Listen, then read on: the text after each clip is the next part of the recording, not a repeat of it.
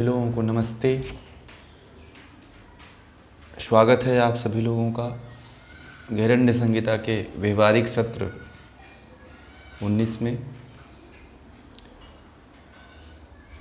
प्रणाम प्रणाम प्रणाम। आज जो है घेरण्य संहिता के व्यवहारिक सत्र में आसनों का जो शास्त्रीय स्वरूप है, हम उसी के बारे में बात कर रहे हैं।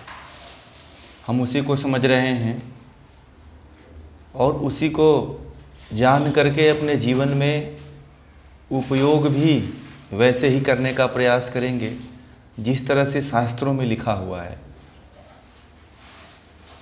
आज जितने भी आसन होते हैं, किसी भी आसन में शास्त्रीय विधि विधान नहीं दिखता है, केवल व्यायाम दिखता है। तो हमें व्यायाम नहीं करना है, हमें आसन करना है। हमें आसन के जो क्रिया विधि है, लाभ है, उसके जो सही सही विधियां हैं उसको जान करके, उसको समझ करके और वैसे ही प्रयोग में लाना है। तो ही हम इसको सही तरीके से करके इसका लाभ प्राप्त कर सकेंगे। बहुत सी व्यायाम की विधियों को योग में शामिल कर दिया गया। बहुत से व्यायाम के जो क्रियाकलाप थे वो सभी योग में समाहित हो गए। बहुत से ऐसे जो योग में अध्यापक हैं वो व्यायाम की तरह ही योग के आसनों को और प्राणायाम को करवाते हैं, क्योंकि वो उसी फील्ड से आए हुए हैं और उतना गहन अध्ययन नहीं है, उतना गहन इस पे उनका वो नहीं है कि इसके बारे में वो सही तरह से व्याख्या कर सकें।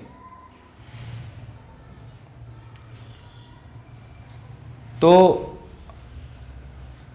योग के क्षेत्र में अगर आप लोग हैं तो ये जानना जरूरी है कि इसकी सही वास्तविक विधि क्या है।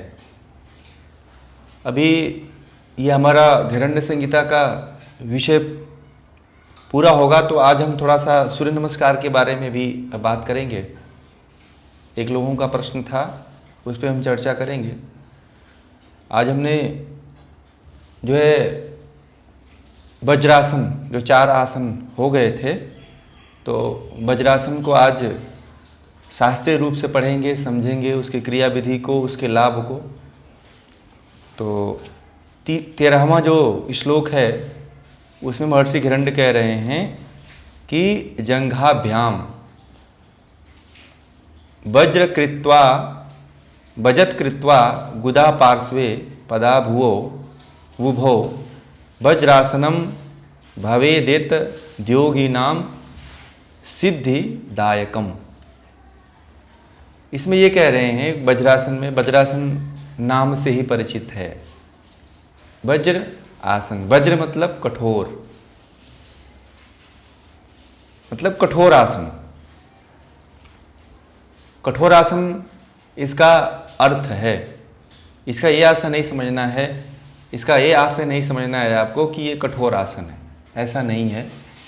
वज्र एक नाड़ी होती है जिससे दबाव पड़ता है, जिस पे दबाव पड़ता है तो वो हमारे शरीर में कठोरता ला देती है। जैसे हम इसकी विधि को जानेंगे, उसके बाद इसके लाभ को और इसके वज्र की तरह जो कठोरता है उसके बारे में जानेंगे। तो पहले इसको अर्थ को जाने, इसकी विधि को जानेंगे कि क्या इसकी विधि है। अर्थ के माध्यम से दोनों, ये कह रहे हैं महर्षि घेरण्य की, दोनों जंघाओं को वज्र के समान, वज्र कृत्वा गुदा पार्श्वे, यानी कि दोनों जंघाओं को वज्र के समान कठोर, दोनों पैरों को गुदा के दोनों तरफ, दोनों ओर लगाएं। दोनों पैरों को, एड़ियां जो हैं वो गुदा के दोनों साइड में ऐसे लगाते हैं और अंगूठे को, दोनों आपस में अंगूठे ऐसे मिल जाते हैं, दोनों घुटने आपस में मिले रहते हैं। तो ये वज्रासन है, इसे वज्रासन कहते हैं। फिर कह रहे हैं कि यह आसन योगियों के लिए सिद्धि देने वाला होता है। यहाँ पे लिखा है कि ये भवे देत योगिनाम, यानी कि इसके होने से सिद्धि प्रदान होती है, सिद्धि प्राप्त होती है, हमें सिद्धि मिलती है। बस उन्होंने कहा कि दोनों जंघाओं को वज्र के समान कठोर, दोनों पैरों को गुदा के दोनों पार्श्वों में लगा लेना है, और यही वज्रासन है। बहुत आसान है वज्रासन, और इससे कह रहे हैं कि सभी तरह की सिद्धियां प्राप्त होती हैं इस आसन में बैठने से। इन्होंने बस इतने ही एक ही श्लोक में वज्रासन का पूरा वर्णन कर दिया। अब इसमें क्या होता है कि जैसे हम दोनों पैरों को मोड़ते हैं, अब जैसे इसको करने की विधि हम लोग जो करते हैं उसमें पैरों को सामने करके एक एक पैर को फिर मोड़ते हैं घुटने से मोड़ करके उसके ऊपर जो है दोनों एड़ी के ऊपर जो है अपने हिप्स वाले भाग को रखते हैं और दोनों अंगूठे को मिला लेते हैं। फिर सामने शरीर को सीधा करके सामने देखते हैं, दोनों हाथ घुटने के ऊपर रख लेते हैं। ये जो हम सामान्य रूप से करते हैं, और इन्होंने जो बताया है वो अभी आपने सुना उसको, तो उसी विधि से इसको करना है। अब इसमें आया है कि वज्र एक शब्द आया है जिसका अर्थ कठोरता से लगाते हैं, और दूसरा अर्थ जो है इसका नाड़ी से होता है। तो हमारे शरीर में एक वज्र नाड़ी होती है। तो जैसे ही हम बैठते हैं तो जैसे ही दबाव पड़ता है हमारे जो जननेंद्रिय वाला भाग है, थाई वाला भाग है, वहाँ पे जब दबाव पड़ता है तो ये जो हमारा थाई का जो भाग होता है, दोनों थाई का भाग, वो कठोर हो जाता है, हार्ड हो जाता है वो, और शरीर सीधी हो जाती है। अब इससे क्या होता है कि वज्र नाड़ी का प्रभाव सीधे जो है हमारे जो अग्नाशय है, पैंक्रियाज है, बड़ी आंत है, छोटी आंत है, जो अपान वायु है, अपान वायु को जो है वज्रासन जो है नष्ट करता है। जिनका अपान वायु बिगड़ा हुआ है, अपान वायु के कारण जो है कई बीमारियां होती हैं, पेट से संबंधित सभी तरह की बीमारियां अपान वायु से खड़ी हो जाती हैं। जैसे बवासीर है, आंतों में कोलाइटिस है, और दस्त का लगना है, बहुत से जितनी भी तरह की बीमारियां हैं, है ना, ये फिर ये आपका हार्निया की समस्या है, ये तमाम जो बीमारियां खड़ी होती हैं वो अपान वायु के बिगड़ने के कारण ही होती है। तो अपान वायु को वज्र नाड़ी के माध्यम से कंट्रोल किया जाता है। वज्र नाड़ी ही कंट्रोल करती है अपान वायु को। और इसके वज्रासन में बैठने के बाद ये ऐसा आसन है कि वज्र नाड़ी का जो स्राव होता है हमारे अंगों में, वो इतना प्रभावकारी होता है, इतना इफेक्टिव होता है कि वो जो है भोजन अग्नि को इतना प्रदीप्त कर देता है कि उस समय हम कुछ भी भोजन को दें, शरीर में कुछ भी डाल दें, उसको जो है अग्नि की तरह जला देता है, राख कर देता है। इसके अंदर इतनी पावर होती है। और वो क्या होता है, जो वज्र नाड़ी से जो स्राव होता है वो स्राव जो है, वो रस जो है पैंक्रियाज में समाहित होकर के किसी भी प्रकार के भोजन को पचाने में बहुत ही सक्षम हो जाता है, बहुत ही मजबूती दिखाता है, और ऐसा दिखाता है कि जैसे ही आप खाए वैसे ही पाचन हो जाता है। और जो ऊपर की जो वायु है, उदान वायु जो है, जो गैस का रूप धारण करती है, इसको भी अपान, ऊपर से नीचे से जो अपान वायु है वो दबा करके, और उधर के जो उदान वायु है उसको भी मुंह के माध्यम से बाहर निकालता है ये आसन। यहाँ पे प्राण को समझना पड़ेगा इस आसन को समझने के लिए। ये आसन का वर्णन जो है तंत्र के ग्रंथों में बहुत अच्छा किया हुआ है। बाकी आपको हिरण्य संहिता में जो जितना लिखा हुआ है तो मैंने आपको बता दिया। बाकी और भी जो जहाँ से आपको जानना चाहिए वो ज्ञान बता रहा हूँ कि ये जो है अपान वायु और उदान वायु दोनों का नाश करता है, दोनों को खत्म कर देता है। और जो आज की जो सबसे बड़ी समस्या है वो उदान वायु की है और अपान वायु की है। उदान वायु जो है पेट में क्या करती है, डकारे लेते रहती है, लोगों का पेट फूल जाता है, रात को सोते हैं खा करके पेट फूल जाता है, टन हो जाता है, गैस बनने लगता है, सिर दर्द चढ़ जाता है, उदान वायु सीधे सिर के ऊपर चढ़ी जाती है। और अपान वायु जो है नीचे से बंद हो जाती है और विकृत अवस्था में चली जाती है, तो फिर और जॉइंट्स में तकलीफ आने लगती है। घुटने में जो तकलीफ आजकल 35 साल की उम्र में जो आ रही है, उसका जो मुख्य कारण है वह जो है अपान वायु की गड़बड़ी के कारण होता है। और वज्र नाड़ी में इतनी ताकतवर होती है, वज्र नाड़ी इतना प्रभावशाली होती है कि वो जो है इस चीज़ को जो है ऐसा स्राव करती है कि जठराग्नि प्रदीप्त हो जाती है। जब जठराग्नि प्रदीप्त हो जाती है तो हम कोई भी भोजन करते हैं, देखिए गैस दो तरह से बनती है, एक तो हम खाली पेट रहते हैं तो, और एक बहुत ज़्यादा भोजन कर लेते हैं तो अगर आप खाली पेट हैं तो वज्रासन कर लीजिए, फिर जो वज्र नाड़ी के दबने से जो है जो रक्त स्राव होगा, जो पेट में अम्लीयता होती है आंतों में, आंतों की अम्लीयता को समाप्त करता है वज्र नाड़ी से निकलने वाला क्षार पदार्थ। ठीक है, इसको समझिए। आंतों की अम्लीयता को समाप्त करने का जो सबसे बड़ा कारण होता है, पैंक्रियाज के अम्लीयता को जो समाप्त करने का जो सबसे बड़ा कारण होता है, वो वज्र नाड़ी से निकलने वाला जो स्राव है वो क्षारीय होता है, और पेट में हमारे पहले से ही अम्ल है।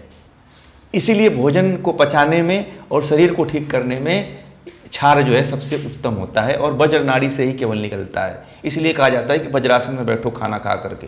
मात्र एक यही आसन है जो खाना खाने के बाद जो है किया जाता है, बाकी कोई आसन नहीं करते हैं। क्यों? क्योंकि वज्र नाड़ी से ही वो स्राव निकलता है जिससे कि क्षारीयता शरीर में बढ़ जाती है। क्षारीयता शरीर में नहीं है, अगर क्षारीयता 60% तक आप जीवन पर्यंत बना के रखते हैं, 40% तक अम्लीयता शरीर में और 60% तक जो है क्षारीयता बना के रखते हैं, तो उम्र थम जाती है, उम्र रुक जाती है, बुढ़ापा नहीं आता है। और अम्लीयता अगर बढ़ जाती है, 60% अम्लीयता हो गई, 40% क्षारीयता हो गई, तो समझिए आपकी एक तो पहले रोगी होते चले जाएंगे और बहुत जल्दी ही आप मृत्यु के कगार पे चले जाएंगे। तो आज की समस्या जो सबसे बड़ी है वो अम्ल की है। डायबिटीज की जो समस्या होती है वो अम्लीयता के बढ़ने, अम्लीयता की अति अधिकता के कारण होती है। तो ये समस्या है। तो वज्रासन जो है क्या करता है, ऐसा स्राव उत्पन्न करती है वज्र नाड़ी, जो सभी तरह के जो भी हम भोज्य पदार्थ लेते हैं उसको अग्नि की तरह जला देती है। इसके अंदर इतना क्षारी होता है, इतना क्षार होता है। अभी इस चीज़ को कोई समझता नहीं है। कहो कि वज्रासन में बैठो तो वो बैठता ही नहीं है। आप देखिए जितने भी मुसलमान जो हैं वो लोग बहुत ही मांसाहार करते हैं और वज्रासन में 5 बार बैठते हैं दिन में, और इसी आसन में बैठ कर के नमाज पढ़ते हैं वो। और दुनिया के बहुत से ऐसे जीव जंतुओं का मांस खा जाते हैं और वो पचा भी लेते हैं, और बहुत जल्दी पचा लेते हैं। और इस आसन से देखिएगा उनका शरीर लंबी भी रहती है, सुंदर भी दिखाई देता है और स्वस्थ भी रहते हैं। और हम तो इसको केवल आसन के टाइम में 1-2 मिनट कर लेते हैं, इसमें तो 10-10 मिनट, 15-15, आधा घंटा इसका अभ्यास करिए। बहुत ही उत्तम आसन है ये, जिनकी जठराग्नि एकदम मंद पड़ गई हो। तो ये है वज्रासन। अगला आसन जो है फिर हम अगले आसन पे चर्चा करेंगे। आसन बहुत लंबा नहीं करेंगे, इसमें है और भी बताने लायक बहुत कुछ चीज़ें हैं, मगर समय के अभाव के कारण और भी आसन हैं, इसको देखते हुए बस चर्चा इस पे यहीं पे रोकते हैं। अब स्वस्तिकासन की बात करते हैं। 6वां जो आसन है स्वस्तिकासन। स्वस्तिकासन को हम श्लोक के माध्यम से जानेंगे कि महर्षि गैरण्य ने क्या कहा है, शास्त्रीय रूप से इसको कैसे करना चाहिए और इसको करने से क्या लाभ होता है। तो वो कह रहे हैं कि जानुर्वो रंतरे कृत्वा योगी पादतले उभे ऋजुकाय समासीना स्वस्तिकम तत्प्रच्छते। ये महर्षि गैरण्य कह रहे हैं। पढ़ने के बाद ही श्लोक से आपको कुछ कुछ अर्थ का आभास हो जा रहा है। तो स्वस्तिक का मतलब होता है शुभ। स्वस्तिक का हिंदू धर्म का एक बहुत बड़ा प्रतीक है, ऐसे बनता है, तो उसका अर्थ होता है शुभ, शुभ होना, है ना।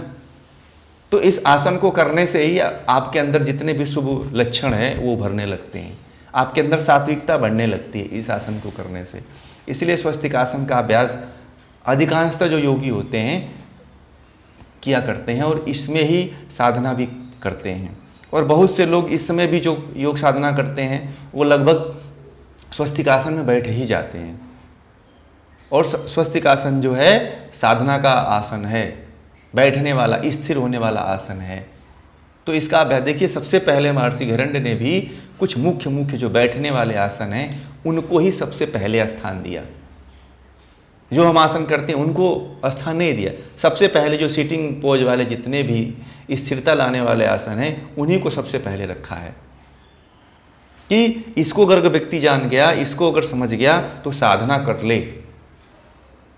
बहुत लंबे आसनों का जो सीरीज है उसको करने की आवश्यकता नहीं है, इसको ही बस सिद्ध कर लिया तो वो ईश्वर तक पहुंच सकता है, मुक्ति को प्राप्त कर सकता है। तो उन्होंने फिर जो है वही स्वस्तिकासन की बात किया है।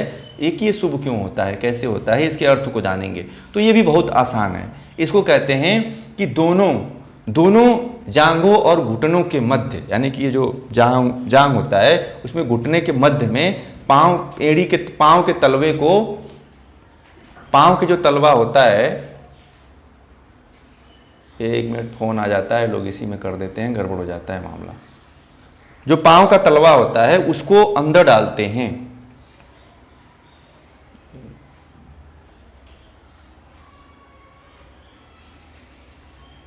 ठीक है, एक मिनट रुक जाइए। हाँ, तो दोनों जांघों और घुटनों के बीच में जो मांस वाला जो भाग है उसमें पाँव के तलवे रख देते हैं दोनों पैरों के। ठीक है, त्रिकोणाकार, मतलब ऐसे क्रॉस करके। ठीक है, फिर समभाव सीधा होकर के बैठ जाते हैं। इसमें केवल बैठने की बात कह रहे हैं, सीधा होकर के कमर गर्दन सीधी करके ऐसे बैठ जाते हैं, इसी को स्वास्तिकासन कहते हैं। इसमें और कुछ है ही नहीं, बस उन्होंने यही कहा है। शरीर को सम करके, गर्दन और ये पूरे कंधे को, सिर को सीधा करके बैठ जाते हैं, यह स्वस्तिकासन, इसको जो है स्वस्तिकासन कहते हैं। ठीक है, हाँ, नहीं, पद्मासन की स्थिति नहीं है। पद्मासन में जो है हम घुटने को जो है थाई के ऊपर रखते हैं। ठीक है ना, ये पद्मासन की, ये जो आपका पाँव का जो तलवा है वो दोनों जांघों के बीच में जो जगह होता है उसके अंदर रखते हैं इसको। ठीक है, दोनों पैर के नीचे से भी और ऊपर से भी। ठीक, तो ये स्वस्तिकासन बनता है। ठीक है ना, इसी को स्वस्तिकासन कहते हैं। स्वस्तिकासन मतलब एक चीज और बता दें आपको क्या है। स्वस्तिकासन मतलब एक सिद्धासन से मिलता जुलता है ये। ठीक है, सिद्धासन से मिलता जुलता है मगर सिद्धासन नहीं है। ठीक, सिद्धासन में क्या होता है कि हम जानु में लगाते हैं, जो गुदा और जननेंद्रिय जो उसके बीच में लगाते हैं, और फिर उपस्थ पे लगाते हैं, जहाँ पे हमारा इंद्रियां प्रारंभ होती हैं उसके ऊपर रखते हैं इसको, तो वो सिद्धासन है। इसमें जो है स्वस्तिकासन हम केवल दोनों जांघों के बीच में जो घुटने से जो लगा हुआ मांसल वाला भाग रहता है उसके अंदर पाँव के तलवों को रखते हैं और ऐसे सीधी कमर गर्दन सीधी करके समानांतर करके बैठने की बात कर रहे हैं, और इसे ही कह रहे हैं कि ये स्वस्तिकासन है। लाभ जो है स्वस्तिकासन की तरह तो नहीं मिलेंगे, मगर यह है कि आपको स्थिरता और आराम मिलेगा इसमें, जिससे आप लंबे समय तक इसको इसमें बैठ करके आप अच्छा अनुभव करके, शुभ महसूस करके, आप अन्य जो सिद्धियां योग की, अन्य जो क्रियाएं हैं योग की, वो ध्यान है वो इसमें कर सकते हैं। ध्यान के लिए सबसे अच्छा आसन है इसमें। जो पैरों में झुंझुनी चढ़ जाती है, पैरों में जो इनको खाली चढ़ जाता है, जो दर्द करने लगता है घुटना, उसके लिए बहुत ही अच्छा होता है। ये बहुत आरामदायक होता है, बहुत ही कंफर्ट वाला होता है ये स्वस्तिकासन। इसीलिए इसको शुभ नाम दे दिया है कि बड़ा ही शुभ होता है ये, सबके लिए शुभ हो जाता है ये, और इसको सभी लोग कर सकते हैं। ऐसा नहीं है कि जो बहुत योग में कुछ भी जो कर लेता है तो वो इस आसन को करते हैं, तो आराम से बैठ करके इसमें 1 घंटा तक बैठ करके साधना कर सकते हैं, ध्यान कर सकते हैं। तो ये है स्वस्तिकासन को बस मात्र इतना ही इन्होंने बताया है। स्वस्तिकासन में थोड़ा सा ये ध्यान देते हैं कि स्वस्तिकासन में जिनको घुटने की तकलीफ हो या जिनको लंबर की तकलीफ हो, यानी कि जिनके गत्ते खिसक गए हों, वो लोग इसमें न खिंचता है, ये साइड से जो है ये खिंचता है स्वस्तिकासन में, तो वो लोग इसको न करें, थोड़ी सी प्रॉब्लम रहती है। जो करते हैं। तो अगर आप थोड़ा सा करेंगे तो आपको खुद अनुभव चलेगा और आप खुद बताने लगेंगे कि ये प्रॉब्लम आती है। पहले इसमें आप बैठिए, पहले इसमें आप साधना करिए, तब देखिए आपको पता चलेगा कि इसके क्या क्या इसमें सावधानियां रखनी चाहिए और इसको करने से क्या क्या लाभ मिलता है। आप लोग जब भी बैठे ना, कोई अन्य क्रिया भी करते रहें घर में, तो भी आप आसनों को प्रैक्टिस में लाइए। आप बैठे हुए हैं, कहीं किसी से बात कर रहे हैं तो कुछ नहीं होता है, तो 5% 10% ही अभ्यास करिए। तो धीरे धीरे जो भी अभ्यास है वो सिद्ध होने लगेगा। बैठने का प्रयास करिए, क्योंकि बैठने से ही कुंडलिनी से लेकर के, ध्यान से लेकर के समाधि तक व्यक्ति पहुंचता है।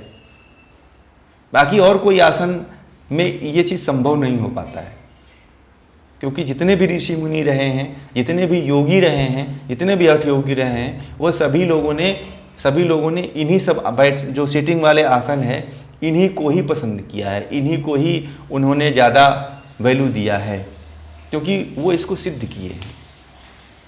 तो ये स्वस्तिक आसन भी हो गया। अब जो है अगला आसन है सिंहासन। सिंह के तरह, मतलब सिंह का मतलब होता है शेर की तरह बात कह रहे हैं कि शेर आसन, मतलब जो होता है ना जंगल का शेर। सिंहासन जो हमको कराया जाता है, जीभ को बाहर निकाल कर आवाज़ सिंह की तरह गर्जना किया जाता है, मगर ऐसा महर्षि हिरण्य ने नहीं कहा है। आप पढ़ेंगे तो आपको पता चल जाएगा जो हमें कहा है। शायद महर्षि हिरण्य ने नहीं बताया है, हठ प्रदीपिका या अन्य ग्रंथों में ऐसा बताया गया हो। तो इन्होंने ये कहा है 15वें और 16वें में कि गुल्फौ च वृषणस्याधो व्युत्क्रमेणो ध्वतागतौ चिति युग्मं भूमि संस्थम करौ च जानुनोपरि व्याप्त वक्त्रो जलंधरेण नासाग्रमवलोकयेत सिंहासनम भवेदेतत् सर्व व्याधि विनाशकम।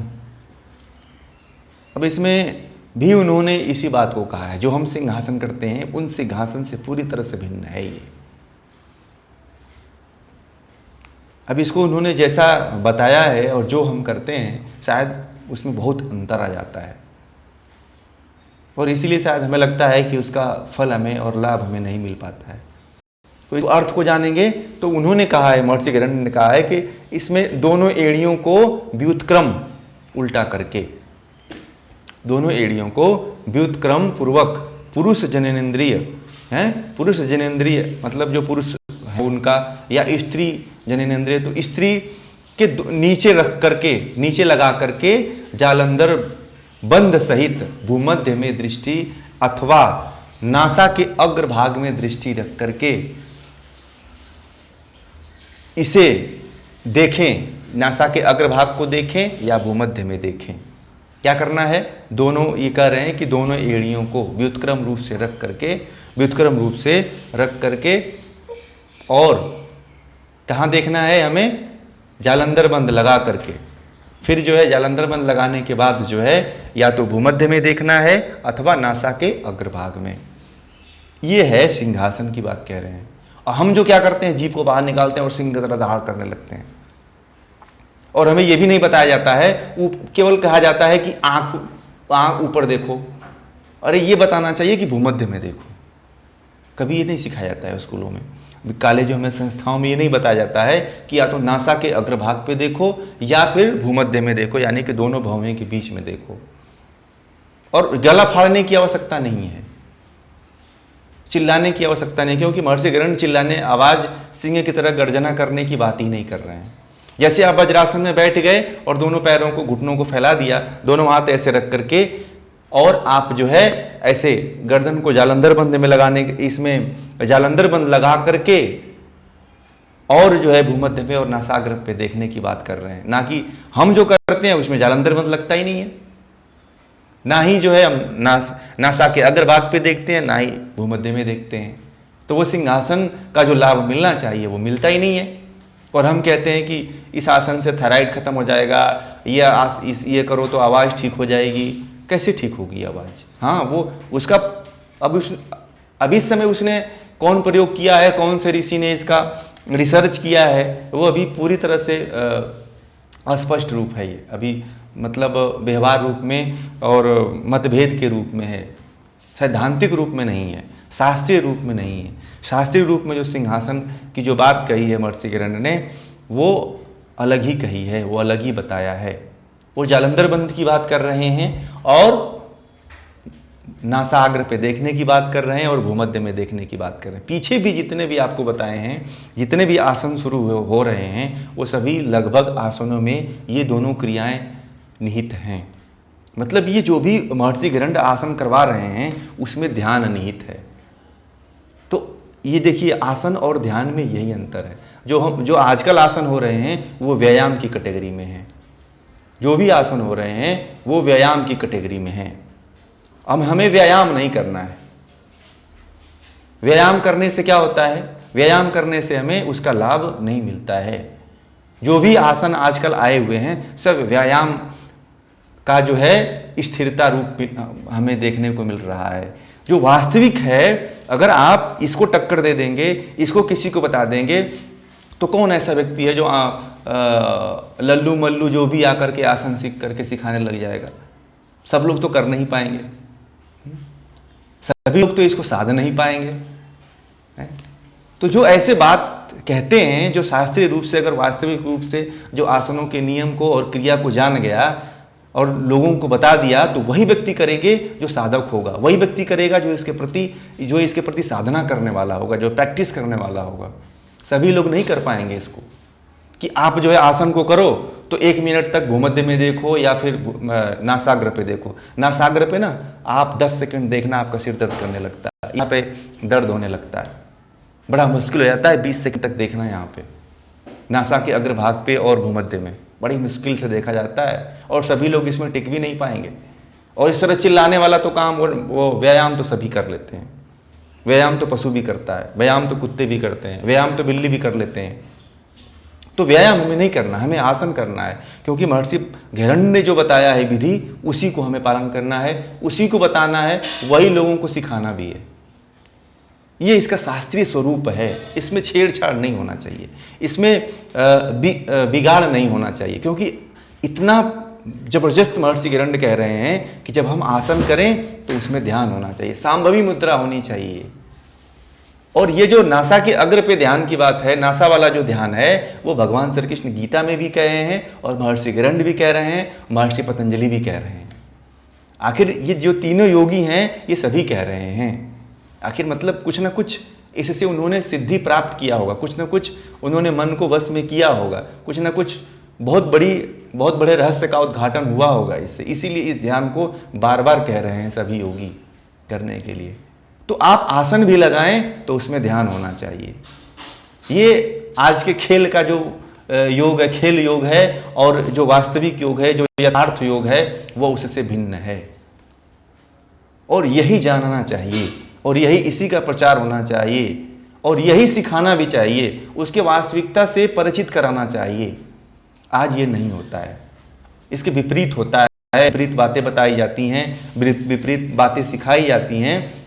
ऐसा नहीं होना चाहिए। और कहते हैं कि इससे व्याधि का नाश हो जाता है, सभी व्याधियों का विनाश हो जाता है। व्याधि का मतलब शारीरिक और मानसिक। सभी आसनों में यही कहा गया है कि जो भी आसन हम कर रहे हैं उन सभी आसनों से आदि और व्याधि का जो है नाश हो जाता है। व्याधि क्या होता है? शारीरिक रोग है ना। व्याधि में शारीरिक रोग और मानसिक रोग दोनों आ जाते हैं, तो उन दोनों का नाश करता है। आप जो करते हैं आसन उसको देख लीजिए और जो शास्त्रों में वर्णित है उस आसन को देख लीजिए। उसमें जो व्यायाम करने वाला व्यक्ति है वो नहीं टिक पाएगा, और जो योग करने वाला व्यक्ति है वो इसमें टिक करके और बड़ा ही ध्यान पूर्वक करेगा। ये है इसका आसनों का वास्तविक स्वरूप, और इसको वास्तविक स्वरूप में ही करना चाहिए और वास्तविक स्वरूप में ही सिखाना चाहिए कि लोगों को फायदा हो, लोग इससे परिचित हो सकें। सिंह की तरह दहाड़ करने से कोई मतलब नहीं है। कुछ कुछ व्यक्तियों का तो गला ही फट जाता है सिंह की तरह चिल्लाने से। कुछ कुछ व्यक्तियों के गले में खराश हो जाती है, फिर वो मिटती ही नहीं है। वो अशास्त्रीय है, वो उसका कहीं कोई मेल नहीं मिलता है। तो जो हमें ऋषियों ने बताया है उसको सीखना चाहिए। इस तरह से तो ज्ञान का पूरा लोप हो जाएगा, अंत हो जाएगा। अगर ऐसे हम सभी जितने भी ज्ञान हैं उसको अपने मन से अपने ढंग से जब पेश करने लग जाएंगे तो उसका मतलब सर्वनाश हो जाएगा, और उस तक वहाँ तक हम पहुँच नहीं पाएंगे। फिर ऋषियों को दोष देंगे कि अरे इन्होंने पता नहीं क्या लिख के चले गए, पता नहीं हमको क्या बता के चले गए, ये तो सब मतलब अतिशोक्ति है। अतिशोक्ति इसलिए है कि आप वास्तविक रूप से जाने ही नहीं, इसके सिद्धांत को नहीं समझे, इसके व्यवहारिकता को नहीं समझे कि क्या है। और जो नहीं इस चीज़ को जानता है वो तो फिर अपनी वाला और अपने तरह का रास्ता ढूंढता है, सरल रास्ता ढूंढता है कि ये मेरे अनुसार ही चलेगा। फिर वो कहता है कि ये मेरे मत के अनुसार है, अपना अपना मत लगा करके और अपनी अपनी विधा चलाने लगते हैं लोग, और कहते हैं कि ये फलां, और लिखने भी लगते हैं कि ये फलां ऋषि का है, फलां योगी का है, फलां हठ योगी का है। नहीं है। आपने कितना रिसर्च किया, कितना बड़ा जीवन है। इस 50 साल की उम्र में कौन ऋषि बन जाएगा?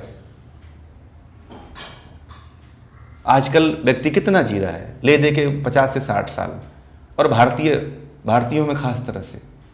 और 50 से 60 साल में कौन सा व्यक्ति ऐसा रिसर्च कर ले रहा है कि ऋषि बन जा रहा है? लोग जो है शास्त्रों से पढ़ करके चोरी चोरी पढ़ते हैं, चोरी से पढ़ करके और शास्त्रों का नाम दे करके अपना ठप्पा लगा कर कहते हैं कि मैंने रिसर्च किया है, ये मेरी शोध है। दुनिया के जितने भी रिसर्चर हैं उठा के देख लीजिए आप, भारत में जितने भी खोजें हुई हैं, पहले खोजें हुई हैं, उन सभी खोजों को पेटेंट करा करके अंग्रेजों ने अपना नाम लगा दिया और अपना खोज उस पर लिख दिया कि मैंने खोज किया था। हवाई जहाज का आविष्कार जो है बापू शिवकर तलपड़े जी ने बहुत पहले कर दिया था, और 15 किलोमीटर उड़ा करके भी दिखा दिया था, मगर उनका नाम कोई नहीं जानता है। सभी अपने बच्चों को राइट ब्रदर्स के नाम से सिखाते हैं कि राइट ब्रदर्स ने हवाई जहाज की खोज कर दिया था। तो ये सारी चीज़ें हम अपने चीज़ को नहीं जोड़ते हैं। दूसरा, अब वो जो है अपना नाम जोड़ दिया कि मैंने खोज किया।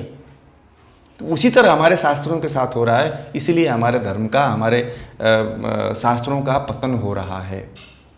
और ऐसे ही चलता रहा ना अपने मनमानी, तो ये भी पतन के रास्ते पे चला जाएगा। आज खेल के रूप में आया गया तो कुछ दिन बाद व्यायाम हो जाएगा।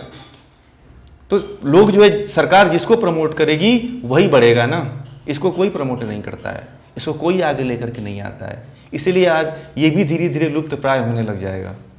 इसको कोई समझाने वाला नहीं है, कोई बताने वाला नहीं है। सबको क्या बताएंगे कि ये आसन है, एडवांस आसन ये नहीं लगा पाते हैं। आज बच्चों को डीमोटिवेट कर दिया जाता है कि एडवांस आसन तुमको नहीं आता है, और वो बहुत अच्छे स्तर के साधक होते हैं, बहुत अच्छे स्तर के ध्यानी होते हैं, बहुत अच्छे स्तर के जो ध्यानात्मक आसन है उनको करने वाले होते हैं, उनको कोई नहीं प्रोत्साहन करता है। आज का युग ही ऐसा चल रहा है। योग में बहुत काफ़ी विकृतियां हैं जो सुधारने की आवश्यकता है। क्योंकि देखिए, यूनिवर्सिटियों से भी और संस्थाओं से तो उनको तो क्या है कि वो बना बनाया सिलेबस है, उसी के अनुसार चलना है, उनकी भी मजबूरी है, क्या करें वो। तो ये सारी चीज़ें हैं, इसीलिए जो है इसके वास्तविक स्वरूप को जानना जरूरी है, यथार्थ स्वरूप को जानना जरूरी है। तो एक आसन और बचा हुआ है, गोमुखासन। गोमुखासन यानी कि गाय के मुख की आकृति, गाय के मुख की आकृति को ही गोमुखासन कहते हैं। नाम से ही आप परिचित हो जाइए इसके, कि गाय के जो मुख की आकृति बनाए उसे गोमुखासन कहते हैं। तो महर्षि गरुड़ जो है 17वें श्लोक में कह रहे हैं, पादौ च भूमौ संस्थाप्य पृष्ठ पार्श्वे निवेशयेत स्थिरम कायम समासाद गोमुखम गोमुखाकृति।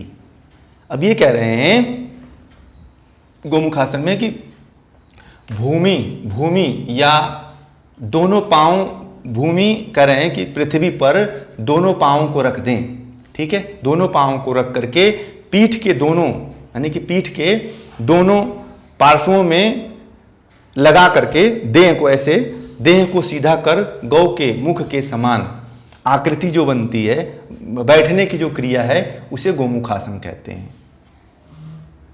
अब इन्होंने यही बात कही, मतलब कि हमें ऐसे बैठना है कि ऐसे क्रॉस करना है पैर को कि जो दोनों घुटने हैं ऐसे मिल जाएं, ऐसे।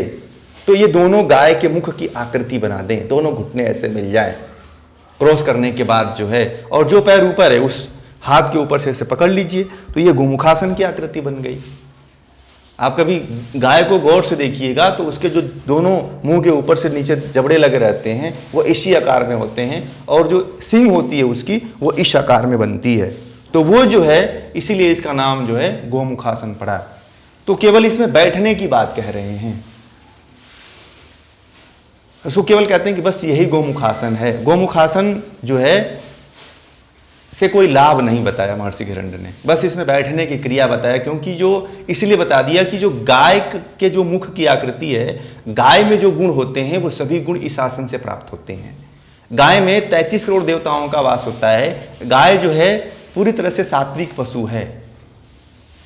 गाय एक ऐसा पशु है और जो जिसमें जो है ऑक्सीजन, सभी तरह के कार्बन डाइऑक्साइड दुनिया से ले लेती है, मगर वो छोड़ती है तो केवल ऑक्सीजन ही छोड़ती है।